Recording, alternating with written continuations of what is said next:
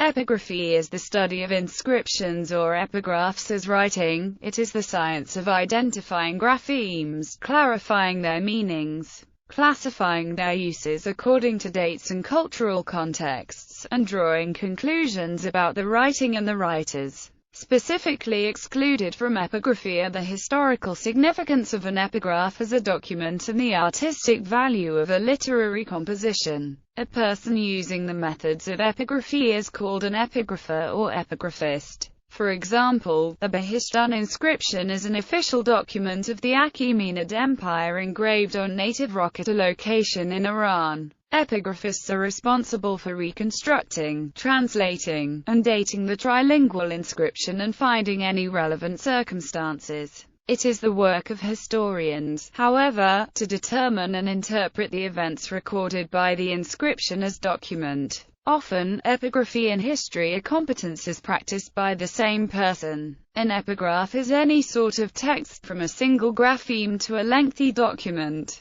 Epigraphy overlaps other competences such as numismatics or paleography. When compared to books, most inscriptions are short. The media and the forms of the graphemes are diverse. Engravings in stone or metal, scratches on rock, impressions in wax, embossing on cast metal, cameo or intaglio on precious stones, painting on ceramic or in fresco. Typically the material is durable, but the durability might be an accident of circumstance, such as the baking of a clay tablet in a conflagration. Scope. Epigraphy is a primary tool of archaeology when dealing with literate cultures. The U.S. Library of Congress classifies epigraphy as one of the auxiliary sciences of history. Epigraphy also helps identify a forgery. Epigraphic evidence formed part of the discussion concerning the James Ossuary. The study of ancient handwriting, usually in ink, is a separate field. Paleography. The character of the writing, the subject of epigraphy, is a matter quite separate from the nature of the text, which is studied in itself. Texts inscribed in stone are usually for public view and so they are essentially different from the written texts of each culture. Not all inscribed texts are public, however. In Mycenaean Greece the deciphered texts of Linear B were revealed to be largely used for economic and administrative record-keeping. Informal inscribed texts are graffiti, in its original sense. History. The science of epigraphy has been developing steadily since the 16th century. Principles of epigraphy vary culture by culture, and the infant science in European hands concentrated on Latin inscriptions at first. Individual contributions have been made by epigraphers such as Georg Fabricius, August Wilhelm Zumpt, Theodor Mommsen, Emil Hubner, Franz Camont, Louis Robert.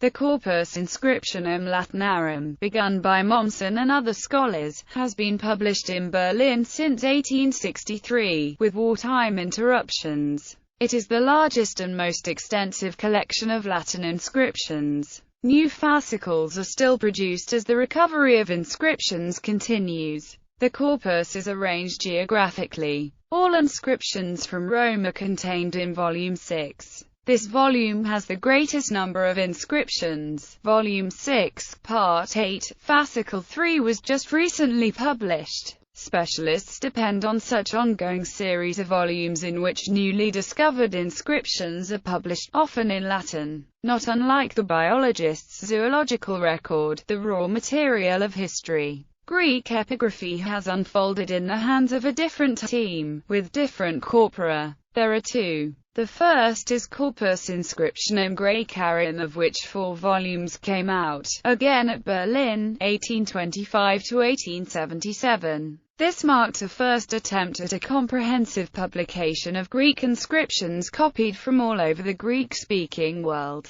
Only advanced students still consult it, for better editions of the texts have superseded it.